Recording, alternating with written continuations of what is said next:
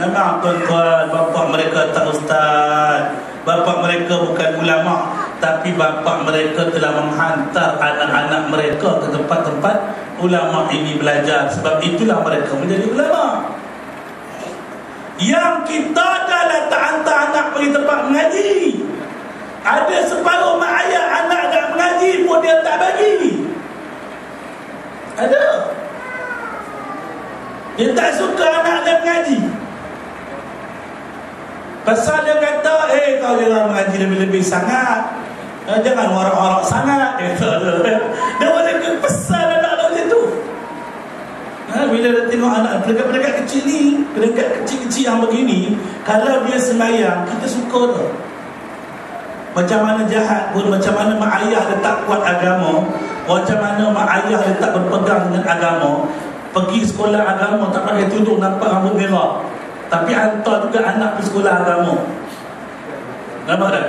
Hantar juga anak pergi surau. Saya dah katakan tadi bahawa besar-besar macam ni seronok tengok anak semayang, anak berdoa, suka. Tapi bila dah masuk menengah, anak tu pakai tudung pun kadang-kadang tak bagi. Ada mak ayah tuan-tuan yang datang ke sekolah marah dekat cikgu, kata apa, kenapa suruh anak saya pakai tudung? Saya pun tak suruh anak saya masuk tu pakai tudung. Pandai-pandai je dia kata. Eloklah dia jadi ulat tudung. Habis cerita. Ini ibu ulat tudung nama. Hadirin yang dirahmati oleh Allah sekalian, ya. Oleh kerana itu, untuk menjadi anak yang soleh, untuk melahirkan anak yang soleh ini, ibu bapa kena berperanan sungguh-sungguh. Sungguh-sungguh seperti saya katakan tadi, pertama tadi apa dia? Menimba ilmu. Bila kita ada ilmu, maka kita dapat didik anak kita, tuan-tuan. Tuan-tuan cuba lihat ya. Yang ini kita tak terkilan ke? Macam mana maksud saya tak terkilan? Akidah mengenal Allah, mengenal kalimah la ilaha illallah. Mula-mula sekali anak kita dapat daripada lidah siapa? Daripada lidah kita, ibu ayah, ataupun daripada lidah cikgu dia. Masya Allah. Sedangkan Rasulullah kata apa? Kullu mauludin yu'alal fitrah hatta yu'raba anhu abawah yuhawwadanihi aw yunajjisanihi aw yunassirani. Semua anak yang lahir di fitrah bersih, maka bapa ni lah yang akan mengubah agamanya, sama ada menjadikan dia Yahudi, Majusi atau Nasrani. Di atas jalan apa kita ajar anak kita, tuan-tuan? Cuba bayangkan. Kadang-kadang kita waktu nak sambut anak tu bukan main seronok, buat majlis akikah. Panggil Rasulullah, orang-orang belaka. Kenapa tak panggil akikah, panggil artis ke? Panggil orang yang dekat padang golf ke? Contohlah, minta maaf orang padang golf tu. Bagi contoh lah. Tak, kita panggil siapa? Rasulullah, orang majlis. Pasal apa? Nak minta doa berkat anak tadi ni, kalau boleh tahnik sekali, anak tadi tu jadi anak yang baik. Tapi tuan-tuan rahmati oleh Allah sekalian, bila anak ini menjadi dewasa, adik-adik kita menjadi tak dewasa, masa dia meningkat dewasa, adakah dia pernah dengar ibu atau ayah dan mengajar dia kalimah Allah? Datang seorang daripada yang kecil-kecil ni, contoh ni, kecil-kecil ni kadang-kadang dia berfikir, tanya ayah dia, pernah tak adik-adik tanya pada ayah adik ataupun mak adik umi ke, mak, siapa yang jadikan bumi, siapa yang jadikan langit?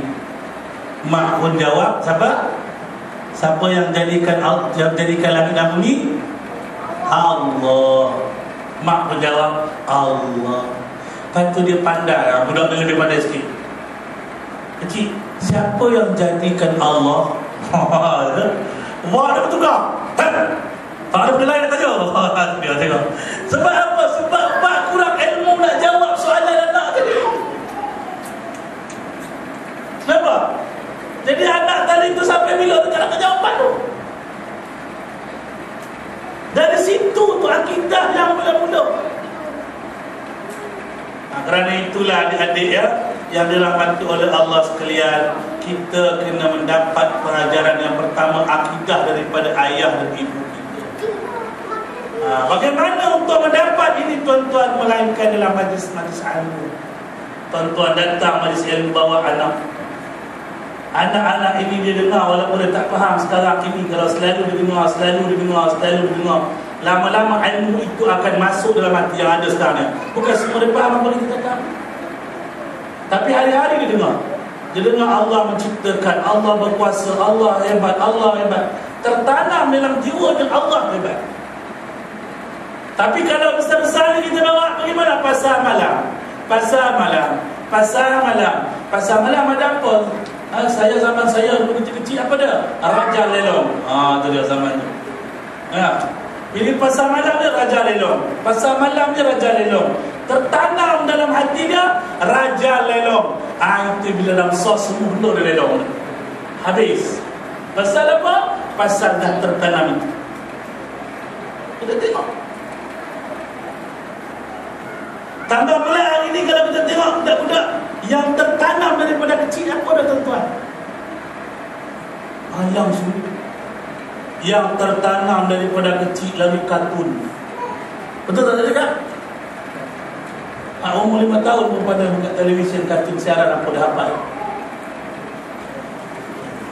Tertanam daripada kecil kartun sampai peringkat dewasa. Ini saya cerita benar tak? Di bina semangat di Negeri Sembilan masa tu. Sekarang dah tak ada, dah jadi college di Pasir Panjang. Program tu anjuran daripada Kementerian Kebudayaan. Saya dipanggil lah jadi salah seorang pesi. Budak umur lebih kurang 21 tahun lah, baru lepas sekolah kan, baru dapat kerja. Dia ada satu program tu, dia suruh jatuhkan badan. Jatuhkan badan daripada tempat yang tinggi, kemudian di bawah tu kawan-kawan dia sambut. Tinggi juga, tinggi juga ni. Kalau macam saya jatuh, siapa nak sambut dah. Jatuh dah kebusuk lah jawab dia dah. Dia suruh jatuh sambut. Semua jatuh. Mula-mula saya dulu lah saya jatuh. Saya saja nak ajar lah. Bila saya kata Allah, budak-budak pun ikut lah. Yang mana ni? Allah. Dia kata pasal apa? Ustaz, Allah cantik jatuh dia. Dia tangkap dia rasa ringan dia kata. Dia kata lah. Pasal tu kurung ni. Kalau dia tak tahu kan. Seorang Allah. Yang tak sebut Allah dia lah. Tiba-tiba satu orang budak lelaki ni, kemudian umur 21 tahun, dia kata apa? Dia kata, apa nama dia panggil? Cat apa? Apa nama? Catman apa ke? Ya. Betul eh? Budak-budak zaman dulu. Itulah apa benda tu. Dia panggil tanda cat. Tanda cat ada dulu kan, cerita tanda cat kan. Dia cakap buat tu. Tanda cat. Form jatuh. Astagfirullah, kami kena ke mana? Kita bayar tu. Akidah tu. Pasalnya sebenarnya masuk daripada program yang dibuat tu, nak ajar tawakal dari mana? Bila nak jatuh dan peringkat dah tak ada apa, maka di situlah tawakal yang terakhir sekali jatuh Allah. Lepas tu dia suruh pejam mata. Seorang boleh kata tanda cat.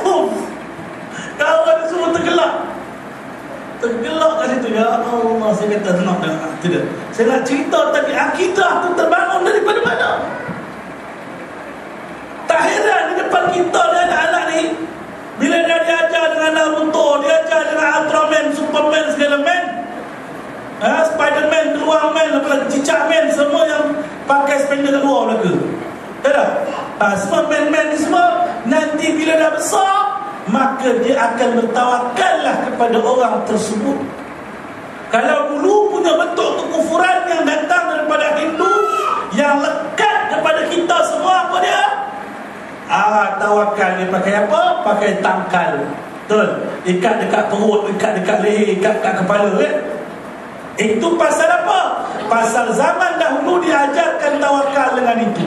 Kecil-kecil lagi, letak dekat perut, apa dia? Sisik tenggiling. Pasal apa? Pasal jangan kena demam panas. Betul saya cakap dia. Itu dia. Dah besar, bila nak beli cincin, la ilaha illallah. Saya kadang-kadang rasa dah empuk dengan batu cincin. Itu dia. Dia nak beli cincin tu tuan-tuan, bayang tu, dia boleh yakin batu yang tak ada benda ni ada power. Memang ada power. Balik ke kepala dia tengok bejol ke tidak ada. Kalau bejol tu betul-betul ada power. Ini syirik yang dulu asal daripada ikan kita dapat. Kita yang dewasa ini kita dapat. Tapi syirik zaman anak-anak kita ini, remaja kita di belakang sana, lagi hebat lagi daripada kita, tuan-tuan. Dia akan bertawakal dengan benda lain. Sehingga apa tawakal mereka yang mereka gunakan nak hilangkan keresahan, mereka ambil dadah. Kerana bagi mereka dadah adalah tempat untuk berserah diri, menghilangkan segala masalah. Kerana mereka tak diajar untuk menghilangkan masalah bila kita kembali kepada Allah. Adik-adik dan remaja-remaja yang ada di sini, kalau kamu frust kata kamu suka dekat seorang perempuan, kata yang lelaki dah. Jangan perempuan pula kata dia suka dekat lelaki tu handsome sangat, cute sangat muka dia, you tahu kata dia. Apa hari ni disebut apa? Poyok kan? Macam-macam istilah kita pun tak tahu, tuan-tuan. Betul tak? Betul betul. Apa istilah dia pun dah handsome ada sebab apa? Apa dia? Orang perempuan apa dia? Apa benda saya dengar pun tak tahu. Suka sangat dekat budak lelaki ni, budak perempuan ni suka sangat. Sampai dia belanja makan pasal sekarang ni lelaki lagi mahal daripada perempuan. Kalau tuan-tuan nak kahwin 4 peluang sekarang peluang ada. Sekali lelaki ni tak balas cinta ni, alangkah pahitnya perasaan dekat sekolah ni. Masa kat sekolah dia baik dengan budak lelaki ni, belajar makan lah apa benda. Sekali budak perempuan ni, budak lelaki ni ada perempuan lain, contoh dia lah. Telefon sekarang pakai ni je, pakai SMS. Dia SMS dekat budak lelaki tu, dia kata, I sebenarnya rindu dekat muka yang handsome, macam-macam lah tulis. Yang budak lelaki jawab balik SMS, tu bunyi, tu bunyi azan. Saya nak bunyi SMS ya? Dia bunyi SMS datang. Bila dia bunyi datang, dia kata apa? Muka hang macam muka kucing nak beranak. Allah, kecil hati perempuan tu. Yang budak lelaki ni diingatkan saja-saja bergurau saja. Ada sampai peringkat budak remaja kecewa dalam cinta bunuh diri, bukan tempat lain, tak sebut betul tak? Tahun 2000 berapa, tuan-tuan ingat tak? Naik atas flat tu. Ingat kan? Boleh ingat kan? Dia naik dekat atas flat nak terjun tu. Bila dia dibawa turun pasal apa? Frust bercinta. La ilaha illallah. Di mana pemikiran anak-anak ini dah terkosong. Zaman kita dulu, tuan-tuan ya, bercinta kalau frust pun tak selesai sampai bunuh diri. Betul tak cakap? Saya dulu sekolah agama lah, lagi dah cakap tuan-tuan. Waktu zaman tu makan pakai lekang. Kalau buat cekodok besar-besar besar-besar itu, kita abang kecil-kecil, buat besar-besar masa makan lekang. Jadi satu cekodok tu pun tak seorang cekodok lah, ada. Kadang-kadang luar dapat dah hangi hitam dalam, tak besar lagi. Ada yang cinta dia, kawan dia makan-makan, termakan atas. Rupanya surat cinta dalam cekodok. Dia cerita zaman dulu. Ending tu tak berlaku zaman sekarang. Yang makan pula tu kebetulan siapa? Ustaz. Bocah tu yang jadi pecah rahsia tu, jumpa surat cinta dalam cekodok. Ustaz tu baca-baca, dia kata tunggu, dia kata habis-habisin. Tunggu, Ustaz tu tunggu. Tengok siapa tu, ini budak dia. Habis pecah satu asrama habis. Kita azan dulu ya. Nanti kita